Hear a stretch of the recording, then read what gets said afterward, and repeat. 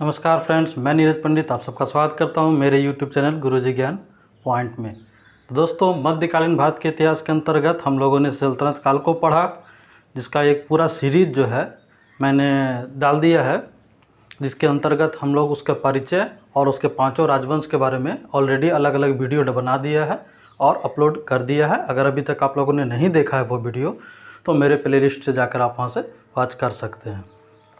तो दोस्तों, आज हम लोग पढ़ेंगे सीरीज़ को आगे, मध्यकालीन भारत को आगे बढ़ाते हुए हम लोग आज मुग़ल काल के बारे में पढ़ेंगे और यहाँ से एक सीरीज मुग़ल काल के जो भी शासक हुए हैं उसके बारे में हम लोग पढ़ेंगे। तो बिना देरी किए हुए हम लोग शुरू करते हैं।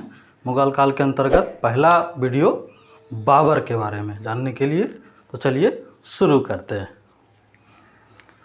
तो दोस्तों, मुग़ल काल का दौर भारत में 1526 से 1707 ईस्वी तक माना जाता है, जब भारत में बाबर ने मुग़ल वंश की स्थापना की, तब से लेकर औरंगजेब के शासनकाल तक। क्योंकि ये जो बीच के शासक थे, बाबर से लेकर औरंगजेब तक, ये एक मजबूत शासक हुए। लेकिन औरंगजेब की जैसे ही मृत्यु हुई 1707 में, उसके बाद के शासक इतने योग्य नहीं थे, लगभग अयोग्य शासक थे। इसलिए उस काल को मुग़ल काल से अलग करते हुए उत्तर मुग़ल काल के रूप में हम लोग पढ़ते हैं।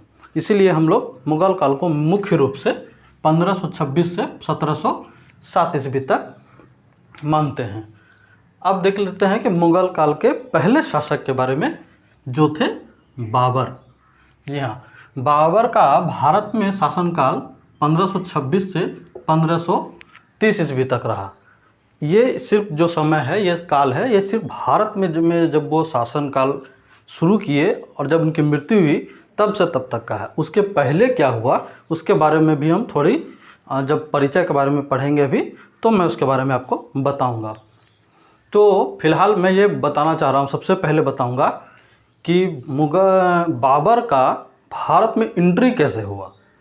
तो सर्वप्रथम जब दिल्ली सल्तनत के अंतिम जो शासक थे, इब्राहिम लोदी वंश के अंतिम शासक, उसका शासनकाल भारत में चल रहा था, तो वह एक कमज़ोर शासक था, अयोग्य शासक था, और साथ साथ वो अपने दरबारियों, उलेमाओं, सरदारों, ये सब के बात मानता नहीं था। तो प्रॉब्लम क्या हो रहा था कि इससे ये जो वर्ग थे, रिश्तेदार थे, उससे काफ़ी नाखुश थे। तो वो चाह रहे थे कि कोई भी ऐसा शासक मिले जो इसे पदस्थापित करे और उन्हें मौका मिले शासन में अपनी जगह बनाने का। तो इसी बीच जब बाबर जो था, भारत के जो सीमावर्ती क्षेत्र था वहाँ पर आक्रमण करके उसे जीत रहा था, तो इसका पता जो था सल्तनत काल के इसके कुछ दरबारियों, सूबेदारों को चला, और इसका मौका का फ़ायदा उन्होंने उठाने की कोशिश किया।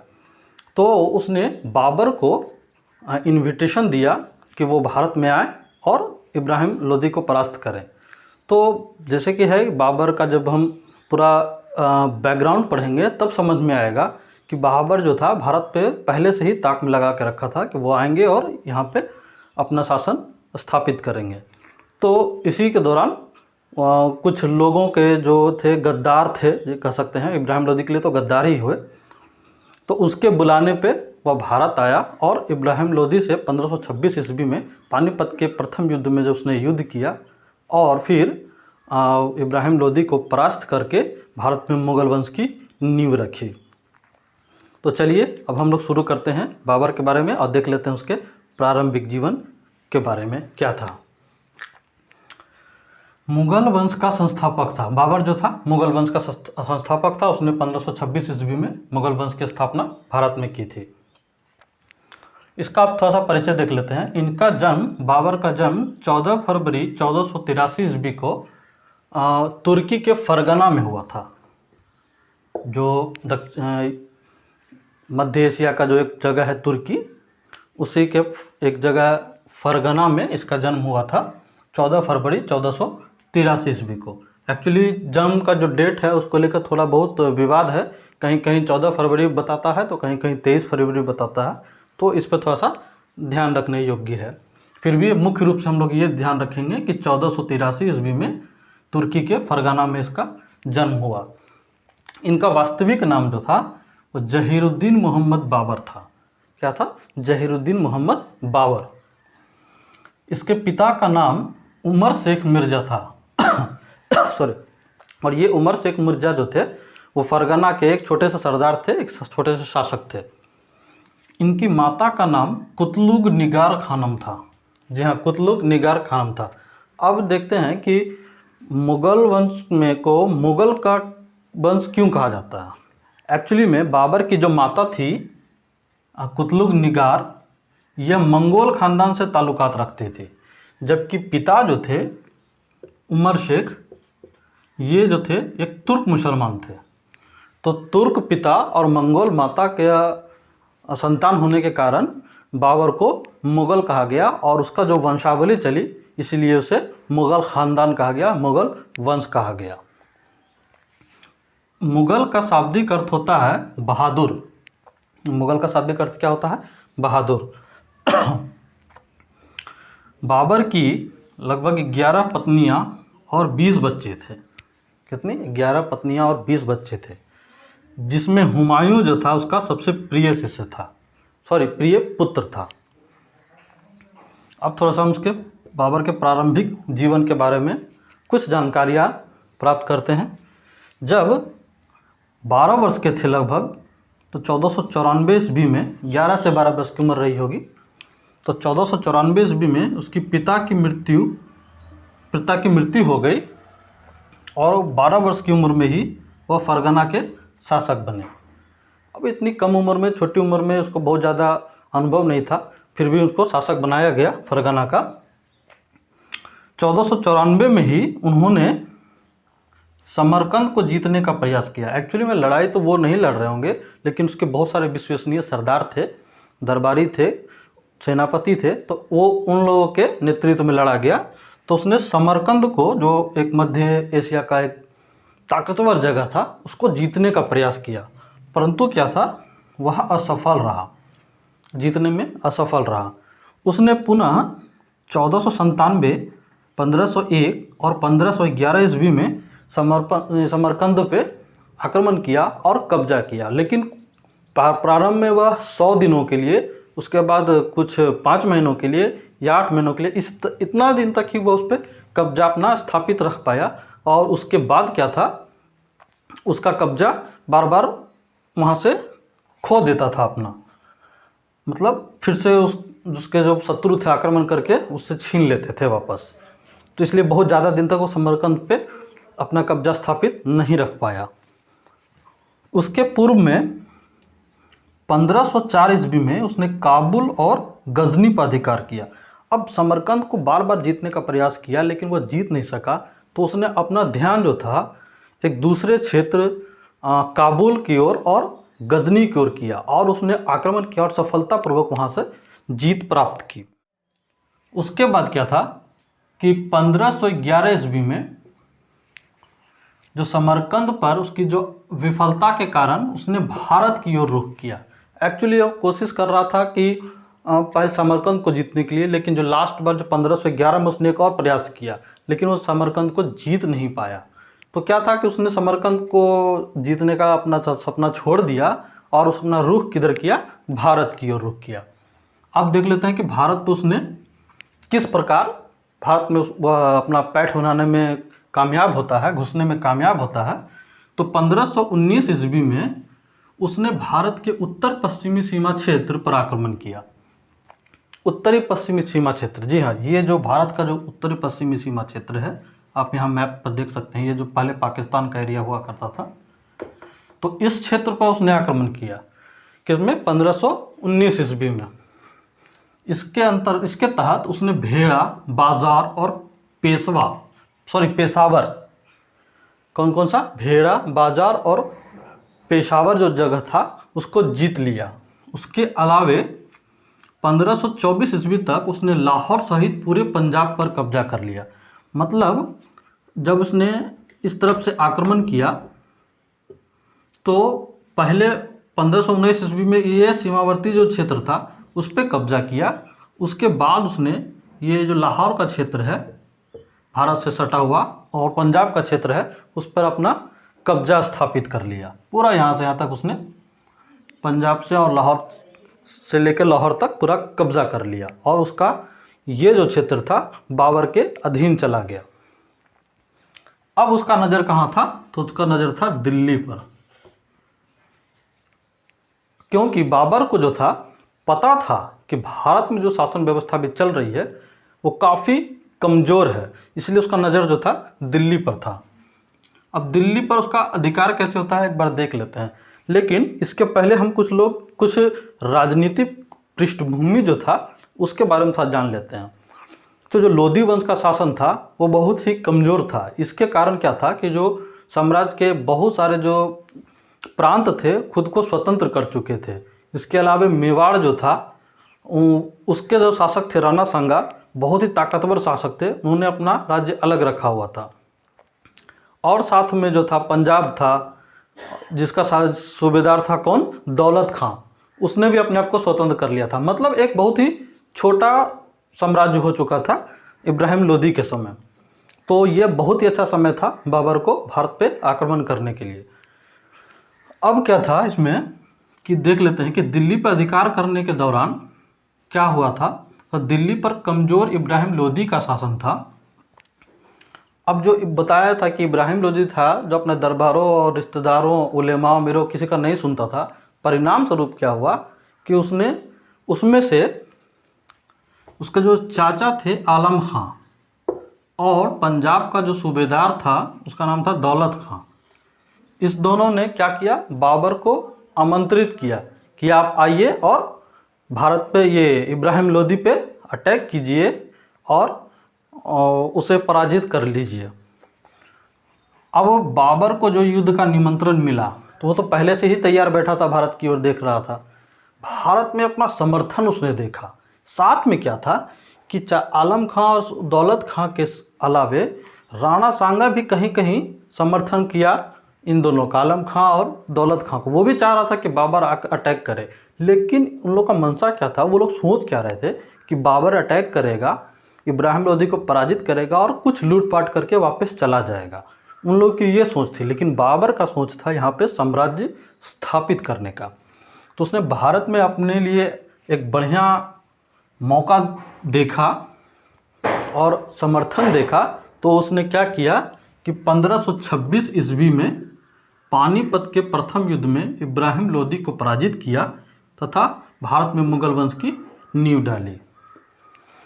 जो 1526 ईस्वी का जो पानीपत का प्रथम युद्ध था उस वक्त बाबर ने इब्राहिम लोदी पर अटैक किया और महज कुछ ही समय में ये युद्ध समाप्त हो गया, इब्राहिम लोदी मारा गया और इस तरह भारत में बाबर ने मुगल वंश की नींव डाली। उसने सुल्तान के बदले बादशाह की उपाधि धारण की। पहले जो दिल्ली सल्तनत के शासक हुआ करते थे वो सुल्तान की उपाधि धारण करते थे, लेकिन इसने क्या किया कि सुल्तान का उपाधि नहीं धारण करके बादशाह की उपाधि धारण की और इसी के साथ उपाधि के साथ उसने अपना शासन शुरू किया। जीत की खुशी में उसने प्रजा और सैनिकों में चांदी के सिक्के बंटवाए। इस जीत से इतना खुश हुआ कि अपने प्रजा और सैनिकों में उसने चांदी के सिक्के बंटवाने शुरू कर दिए, सिक्के बंटवाए। अब इससे खुश होकर प्रजा ने उसे कलंदर की उपाधि प्रदान की। तो इस तरह हम लोग देख लेते हैं कि ऑलरेडी कि किस तरह बाबर ने दिल्ली पर कब्जा किया और भारत की केंद्रीय व्यवस्था पर अपना अधिकार स्थापित किया। अब देख लेते हैं बाबर के द्वारा भारत में लड़े गए प्रमुख युद्ध।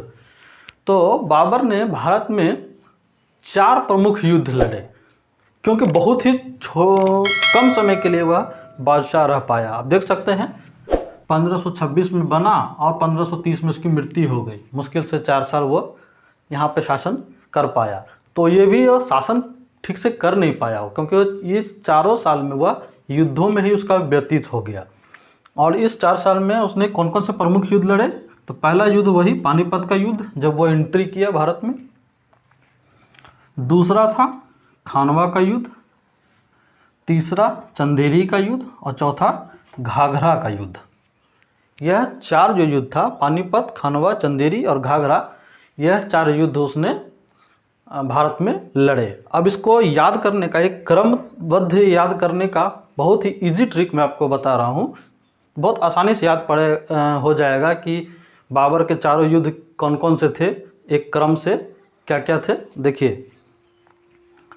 अब इसमें आप देख लेंगे, पानीपत का पानी ले लीजिए, खनवा का खाना ले लीजिए, चंदेरी का चुंदरी ले लीजिए, और घाघरा तो है ही। इस तरह से पानी, खाना, चुंदरी, घाघरा, कितना इजी ट्रिक है याद करने का। पानी, खाना, चुंदरी, घाघरा। पानी मतलब पानीपत, खाना मतलब खनवा, चुंदरी मतलब चंदेरी, और घाघरा का मतलब घाघरा का युद्ध। तो ये 4 युद्ध जो थे बाबर द्वारा लड़े गए। कैसे याद करेंगे?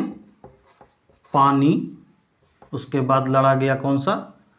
खाना, उसके बाद चुंदरी, और उसके बाद जो है घाघरा।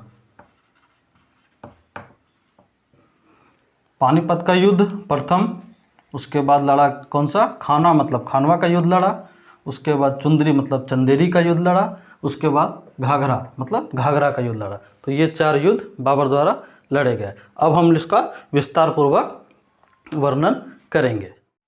तो आइए दोस्तों देखते हैं बाबर द्वारा लड़े गए कुछ प्रमुख युद्ध कौन कौन से थे और उसमें क्या परिणाम हुए।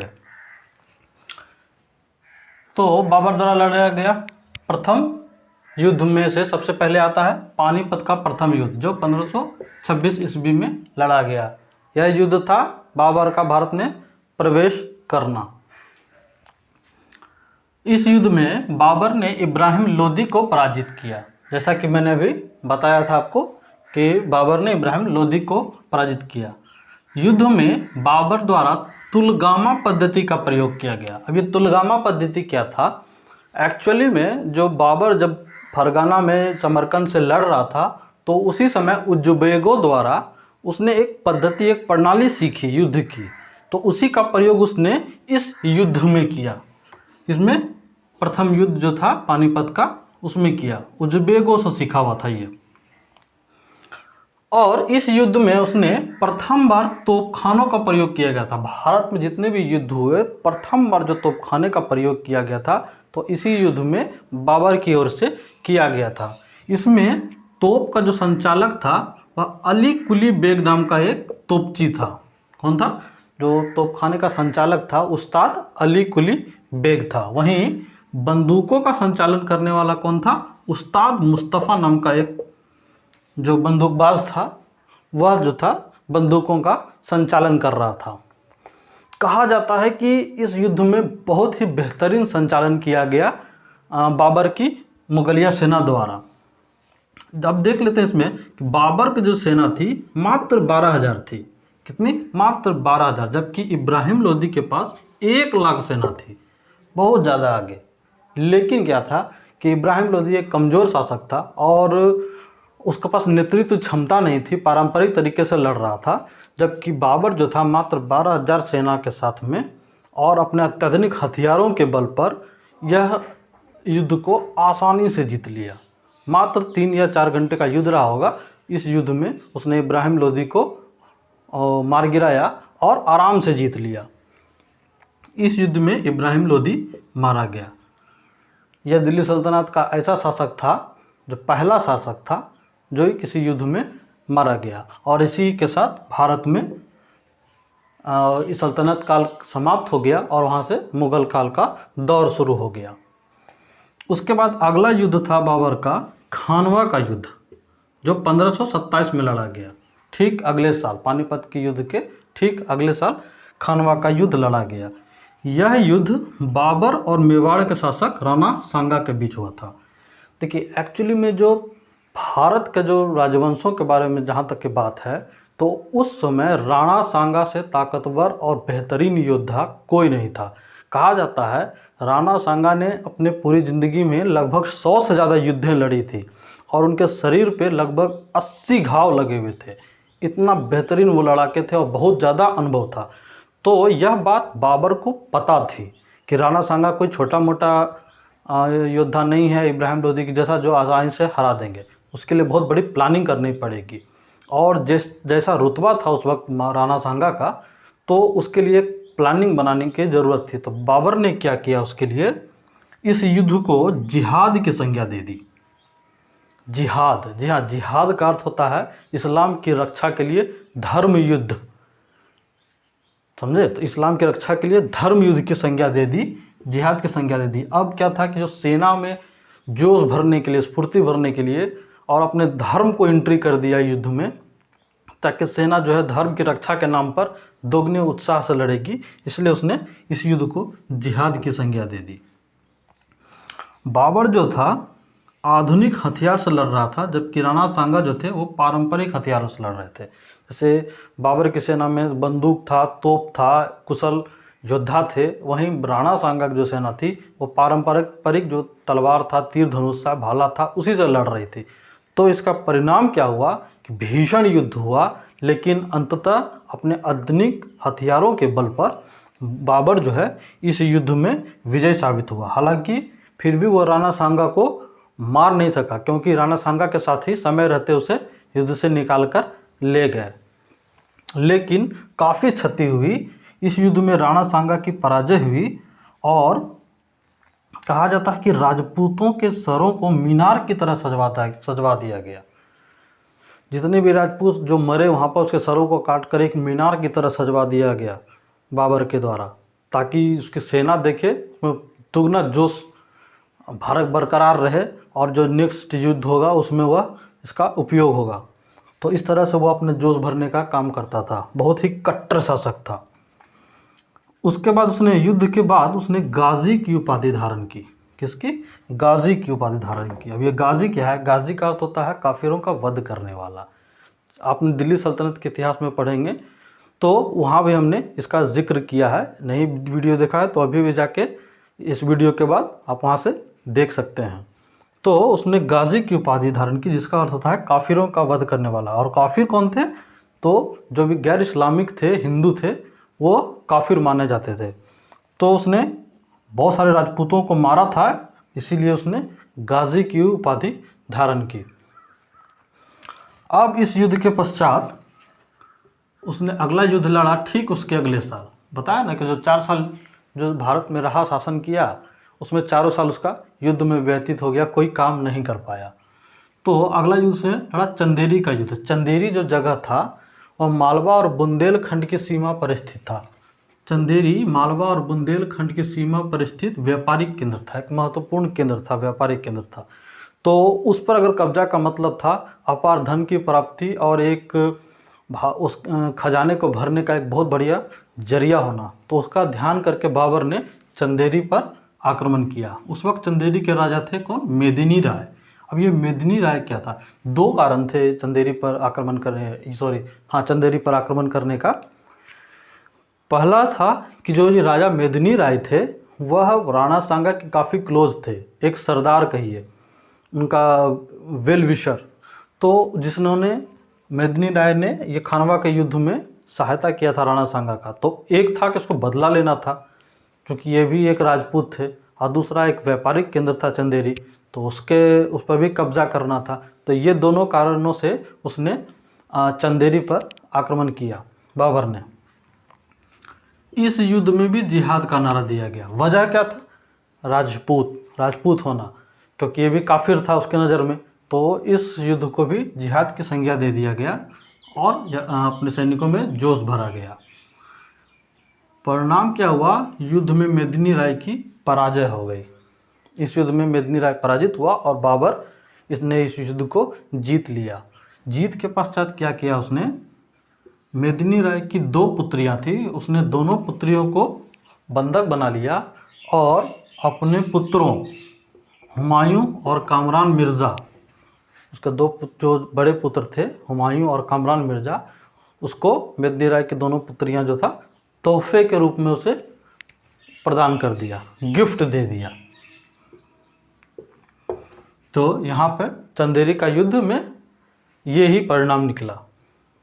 अगला युद्ध था उसका घाघरा का युद्ध।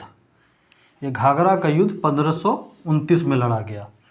इसका युद्ध लड़ने का वजह क्या था कि जो इब्राहिम लोदी का एक भाई था महमूद लोदी, वह उस वक्त बिहार और बंगाल का शासक था। कौन? महमूद लोदी, इब्राहिम लोदी का भाई था। अब वो भाई का बदला लेने के लिए कहिए या फिर पुनः दिल्ली के शासन पे कब्जा करने के वजह से कहिए, उसने वह बार बार जो था बाबर के सीमा पर जाके विद्रोह करता रहता था, उसे तंग करते रहता था, परेशान करता रहता था। तो इससे निजात पाने के लिए बाबर ने क्या किया, महमूद लोदी पर आक्रमण कर दिया। यह युद्ध घाघरा नदी के किनारे लड़ा गया। यह युद्ध जो था घाघरा नदी किनारे लड़ा गया, इसीलिए इसे घाघरा का युद्ध कहा गया। इस युद्ध में महमूद लोदी की पराजय हो गई। जो इब्राहिम लोदी का भाई था महमूद लोदी, उसका इस युद्ध में पराजय हो गई और वह युद्ध छोड़कर भाग गया। युद्ध को छोड़कर वह भाग गया। परिणाम स्वरूप बिहार और बंगाल पर भी मुगलिया शासन स्थापित हो गया। अब आगे देखते हैं। 1530 ईस्वी में बाबर की मृत्यु हो गई। अब इसके मृत्यु के बारे में भी 2-3 कहानियाँ प्रचलित है। एक कहानी ये है कि इसका जो पुत्र था हुमायूं, वो काफ़ी बीमार पड़ गया। तो बाबर ने यह मन्नत मांगी कि इसका तबीयत ठीक हो जाए, इसका बीमारी ठीक हो जाए, उसके बदले में मेरी उम्र कम हो जाए। तो जैसे जैसे हुमायूं ठीक होता गया, बाबर बीमार पड़ता गया, और जब हुमायूं ठीक हो गया तो 1530 में बाबर की मृत्यु हो गई। बस ये कहावत है, कहानी है, कोई सच्चाई है इसका कोई पुष्टि नहीं किया जाता है। जबकि दूसरे कहानियों में यह था कि एक बार यह था इब्राहिम लोदी की माँ के हाथ से कुछ ग्रहण किया था, कुछ खाया था, और उस इब्राहिम लोदी की जो माँ थी उसमें कोई ऐसा जहर मिला दिया जिसने धीरे धीरे असर करता था जो, और यह दिन ब दिन असर करता गया, और 1530 में आके उसने उस जहर ने उस बाबर की जान ले ली। तो इस तरह की कुछ कहानियाँ इतिहास में प्रचलित है, लेकिन एक्चुअल में क्या था वह अभी तक ज्ञात नहीं है। बाबर की मृत्यु के पश्चात पहले उसे आगरा के आराम बाग में दफनाया गया। क्या था, आगरा में एक बाग बनाया था, आराम बाग बनवाया था। तो पहले जो था मृत्यु के बाद उसे वहीं आगरा के आराम बाग में दफनाया गया। उसके बाद फिर उसे काबुल में दफनाया गया। फिर वहाँ से निकाल के उसे काबुल ले जाके दफना दिया गया, क्योंकि बाबर ने अपना जो एक आत्मकथा लिखा था बाबरनामा, उसमें उसने जिक्र किया था कि उसकी मृत्यु के बाद उसे काबुल में दफनाया जाए। तो इसी का सम्मान करने के लिए उसे पुनः जो था आगरा के आराम बाग से निकाल कर काबुल ले जाकर वहाँ दफना दिया गया।